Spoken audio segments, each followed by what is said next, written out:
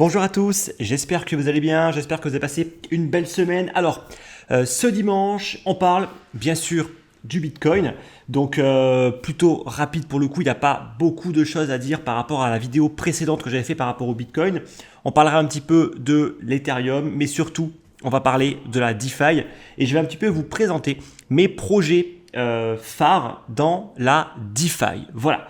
Alors, avant de commencer la vidéo, je vais envoyer ma prochaine lettre d'investissement dès la semaine prochaine. Donc, si vous voulez être sûr de la recevoir, eh bien, inscrivez-vous. Le lien est juste dans la description. Alors, le Bitcoin, tout le monde l'a vu. On a eu le premier mouvement. Ça y est, on l'a eu. Là, je vous mets le graphique du Bitcoin. On est Bitcoin contre dollar, bien évidemment, en hebdo, en échelle logarithmique, toujours pour prendre un maximum de recul. Donc là, qu'est-ce qu'on voit? On voit que on a eu ce fameux mouvement, ce mouvement que beaucoup de personnes au final attendaient, sans grande surprise pour le coup. Quand il y a une contraction du prix, il y a systématiquement une expansion, donc une explosivité. Là, c'était par le haut. Bien sûr, ce qu'on ne savait pas, c'était dans quel sens serait l'explosivité. Est-ce qu'elle serait vers le haut ou vers le bas? On a un petit peu la réponse, c'est vers le haut. On a également eu une magnifique clôture mensuelle, une très très belle bougie verte. Et en fait, le plus haut de la bougie, et ben en fait, c'est quasiment l'une des bougies qui a clôturé le plus haut. La dernière bougie, c'était en 2017. Donc, c'est quand même un signe assez important qu'on a eu sur le Bitcoin avec des clôtures extrêmement fortes vers le haut. Donc, on a eu ce fameux premier signal d'achat. Je vous avais indiqué que si le Bitcoin cassait la zone des 10 500, 10 500, 10 600 dollars, et ben on avait un premier signal d'achat. Et c'est pas anodin, hein, c'était un niveau qui était regardé par beaucoup d'acteurs de marché. Et dès que le Bitcoin s'est affranchi en fait de cette zone, il y a eu une accélération et on a tout de suite été chercher les 11 200, 11 300 dollars. Donc là, ce week-end, le Bitcoin a encore un tout petit peu poussé, il pourrait encore un petit peu retracer, pas vraiment d'inquiétude. On a eu le premier gros signal d'achat. Le deuxième, vous le savez, c'est bien évidemment, il faudrait que le prix s'affranchisse des 12 000, 12 500, 12 600 dollars pour avoir, on va dire, le dernier signal d'achat. Et si là, vous n'êtes toujours pas positionné une fois qu'on atteint ces niveaux-là, malheureusement pour vous, ça risque d'être compliqué d'avoir un prix d'achat intéressant parce que quand le prix va vraiment partir, ça va partir vite et il sera quasiment impossible pour vous en fait de choper le train en marche. Voilà. Depuis le temps qu'on en parle, depuis le temps en fait qu'on vous dit qu'il faut acheter du Bitcoin, quand il était à 8 000 dollars, il était beaucoup trop cher. Quand il était à 6 000 dollars, il était beaucoup trop cher. Il fallait l'avoir à 3 000, à 2 000, à 1 000. Bon, ben écoutez, maintenant il est à plus de 11 000. J'ai envie de dire, bon courage si vous voulez l'avoir sur ces niveaux-là. En tout cas, on l'aura dit. Beaucoup en tout cas l'auront dit. On l'aura rabâché. Maintenant, j'ai envie de dire, c'est un petit peu trop tard de se réveiller. Donc voilà un petit peu pour le Bitcoin. À surveiller, bien sûr. Ça pourrait être un faux signal. Alors bon, arrivé à un moment, il faut arrêter en fait d'être dans le déni. D'accord? Donc les faux signaux, c'est bien, mais honnêtement, des faux signaux sur des clôtures aussi belles en hebdo et en mensuel, avec des volumes d'échange qui confirment une compression, une extension, vraiment un consensus qui va plus vers le haut que vers le bas. Oui, on peut toujours avoir un retournement, on peut toujours avoir des événements qui font que le prix se retourne, mais arrivé à un moment, si vous prenez jamais de risque en fait dans votre vie, vous gagnerez jamais. Donc bien sûr que nous, on est là à dire que il faut acheter. Ça va monter, mais on est conscient des risques. On est conscient que oui, il peut y avoir un scénario où en fait le Bitcoin se retourne, retombe à zéro si ça peut vous faire plaisir. On le sait en fait, mais on est là pour prendre des risques et on est là en fait pour justement avoir du rendement. Et bien évidemment, qui dit rendement dit forcément prise de risque. Donc si vous voulez jamais prendre de risque, au final, vous allez attendre tous les signaux du monde et quand vous les aurez, il sera beaucoup trop tard pour entrer. Voilà. Donc il n'y a jamais de certitude. Quand on vous dit en fait que là, on a des super signaux en fait acheteurs, ça ne veut pas dire qu'il y a une certitude à 100% que le prix du Bitcoin va monter. Absolument pas. Sauf que vous avez, on va dire, les chances qui sont beaucoup plus de votre côté. Maintenant, je vais vous mettre le graphique de l'Ether. Donc l'Ether contre le Bitcoin. Donc là, on n'est pas en hebdo parce que j'ai pas suffisamment d'historique sur Binance. Donc je me suis mis juste en 3D. Donc pareil, là, on voit en plus qu'en 3D, on a quand même un signal qui est assez intéressant sur le sur l'Ether, justement, je vous avais dit en fait que moi j'avais pris une grosse position sur l'Ether il y a à peu près une semaine, ça a fortement poussé. Donc pour le coup, j'ai plutôt bien fait en fait de prendre le risque et de ne pas être dans le déni. Maintenant, ça peut très bien se retourner. Donc là, qu'est-ce que j'ai fait? J'ai commencé à prendre un tout petit peu en fait de profit parce que j'ai pris une grosse taille de position de plus de 40% de mon portefeuille. Donc j'ai un petit peu réduit, j'ai sécurisé en fait ma position. Donc maintenant, peu importe ce qui se passe, je suis en gain. Voilà. Et en gain contre le Bitcoin. D'accord? Donc vraiment important de bien comprendre que, comme j'ai pu vous le dire, je trade contre le Bitcoin. Donc ça veut dire que quand l'Ether superforme le Bitcoin, c'est vraiment banco pour moi parce que d'une part, je gagne des Bitcoins et en plus les Bitcoins, s'ils sont haussiers, ils prennent de la valeur par rapport au dollar. Donc vraiment, ça fait un portefeuille qui va prendre beaucoup de valeur très rapidement. Et même si l'Ether au final perd un petit peu de valeur, comme là il a un petit peu consolidé, un petit peu retracé quand le Bitcoin a fortement poussé, en fait si on fait le calcul contre le dollar, on se rend compte que en fait même si le portefeuille perd un petit peu en Bitcoin, vu qu'il est complètement investi en Bitcoin, il prend toujours de la valeur par rapport au dollar. Donc forcément c'est intéressant dans un contexte haussier. Il est clair que dans un contexte baissier, faire ça c'est vraiment pas intéressant parce que votre portefeuille va faire que perdre de la valeur par rapport au dollar de manière continue. Donc c'est pas du tout ce qu'il faut faire quand on est en plein dans une tendance qui est fortement baissière, comme c'était en fait le cas durant l'année 2018. En 2019, on a commencé à avoir un retournement et là, ça commençait également à être intéressant de se repositionner un petit peu plus sur le Bitcoin, chose que j'ai faite. Allez, donc là c'est plutôt évident, c'est plutôt clair. Voilà, il y a pas mal de choses vraiment intéressantes. Alors les alts ont beaucoup retracé, on le voit quand le Bitcoin bouge, même l'Ether en a subi en fait les conséquences. Quand le Bitcoin bouge, tout le monde se tait, d'accord? Ça veut dire que le Bitcoin pousse, toutes les altcoins, toutes les principales altcoins perdent de la valeur. Alors celles qui ne perdent pas de la valeur, c'est soit celles qui sont, on va dire, extrêmement résistantes par rapport au Bitcoin. Il y en a quand même certaines qui le sont beaucoup plus que d'autres.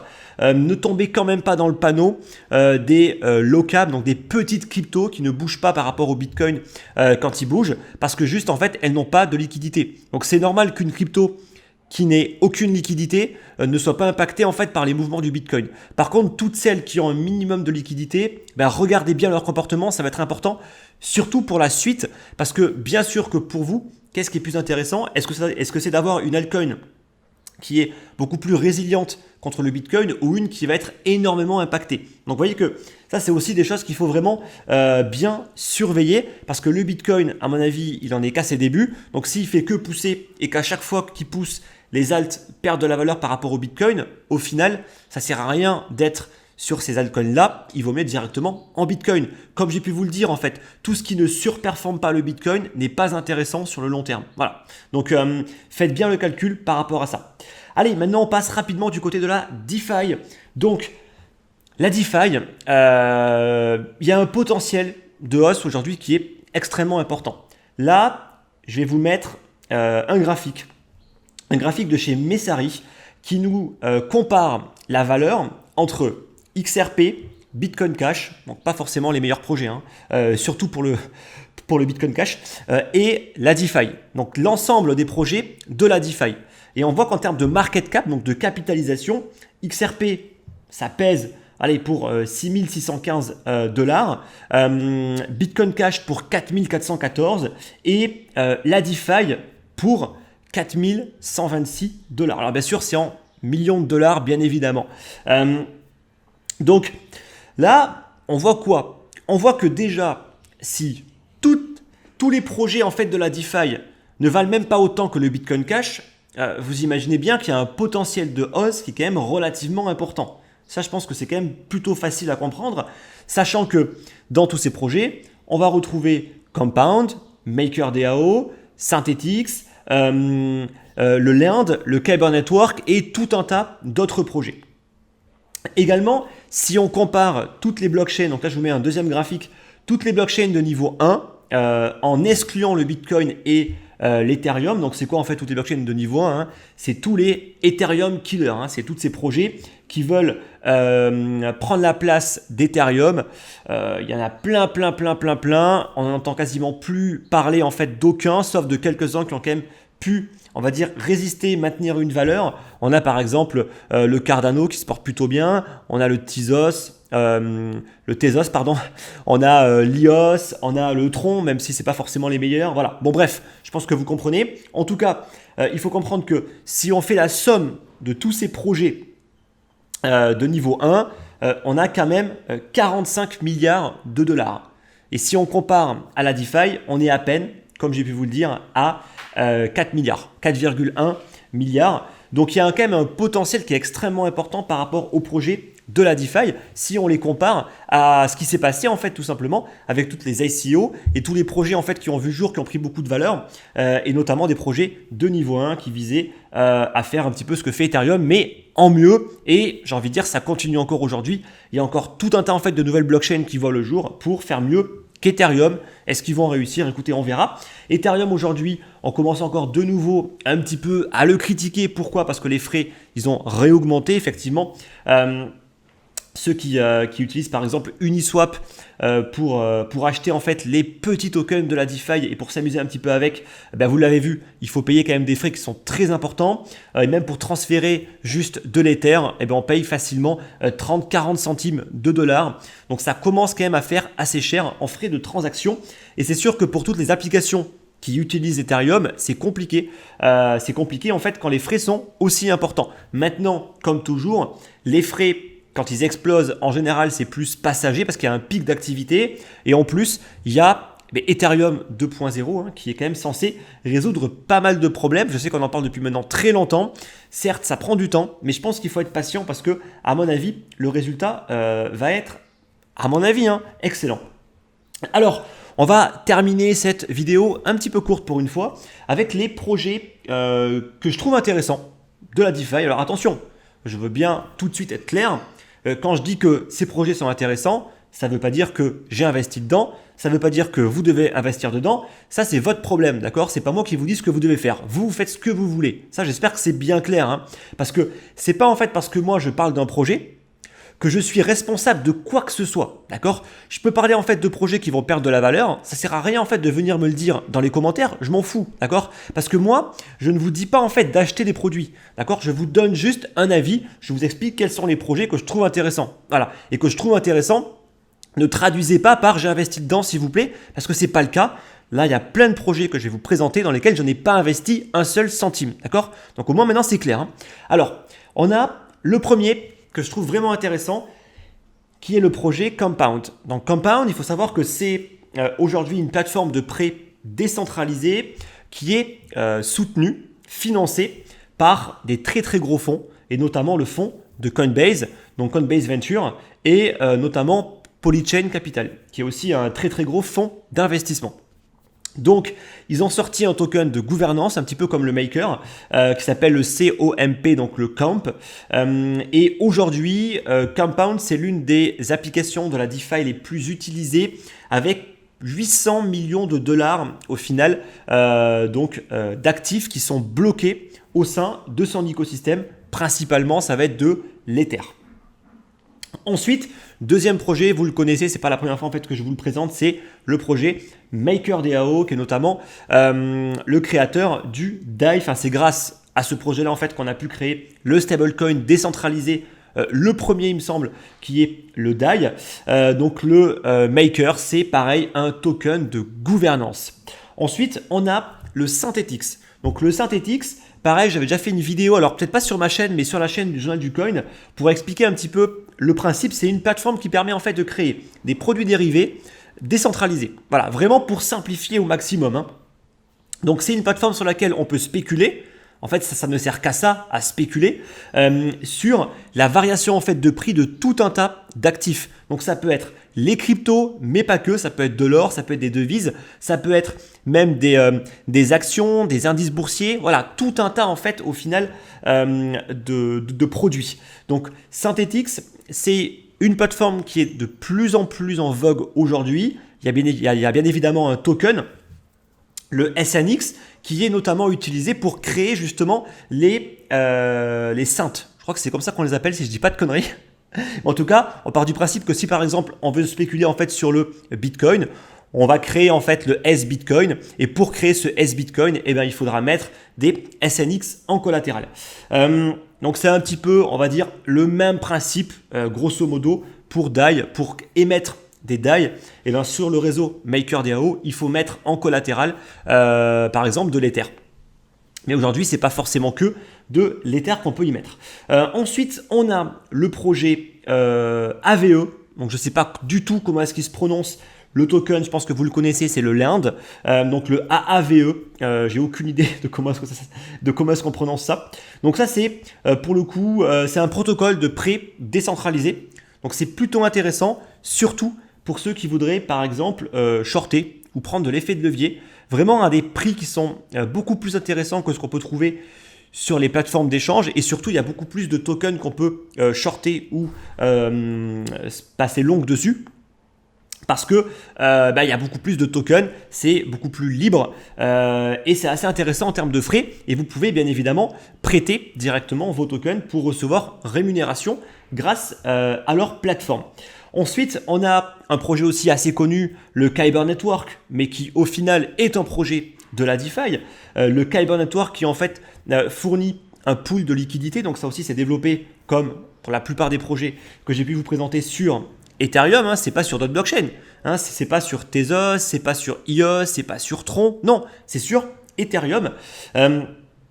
Donc le Kyber Network qui permet en fait de pouvoir échanger des tokens en passant par des pools de liquidité. C'est un petit peu ce qu'on appelle le swap. Voilà. Vous connaissez sûrement maintenant Uniswap également, c'est un petit peu le même principe. Ensuite, qui fait beaucoup parler de lui également, on a le Kava. Donc le Kava, pareil, c'est une plateforme de prêt qui fonctionne cette fois-ci avec le BNB. Donc c'est en fait la principale crypto qui va servir de collatéral. Donc très souvent c'est l'Ether, sauf que le Kava, c'est un projet en fait qui a été donc plus ou moins, alors pas développé en fait par Binance, ça a été une IEO, donc ça a été lancé grâce à Binance, donc forcément il y a une forte collaboration et peut-être également que c'est pas anodin que là ils aient choisi en fait le BNB comme collatéral principal au lieu par exemple de prendre l'Ether ou un autre token. Donc sur le Kava, pareil, en fait tout comme le DAI avec le MakerDAO, on peut créer un stablecoin. Donc là en fait ils ont créé le USDX. Donc ça fonctionne un petit peu comme pour la création du DAI. Donc il faudra mettre un collatéral pour la création des stablecoins. Et là, ça va être le BNB. Donc le Kava, la particularité, en fait, c'est que c'est une plateforme qui fonctionne avec plusieurs blockchains. Donc on appelle ça le cross-chain. Et notamment avec, c'est pas une surprise, la Binance Chain. Ensuite, on va avoir le projet, le Thorchain, avec la crypto qui s'appelle Rune. Donc ça, pareil, c'est une blockchain qui permet d'échanger en fait des cryptos comme le Bitcoin ou l'Ether de façon décentralisée, et ça permet également de fournir des pools de liquidité. Donc vous voyez quand même que tous ces projets se ressemblent. Voilà, alors ils ne sont pas exactement pareils, mais il y a quand même pas mal de similitudes.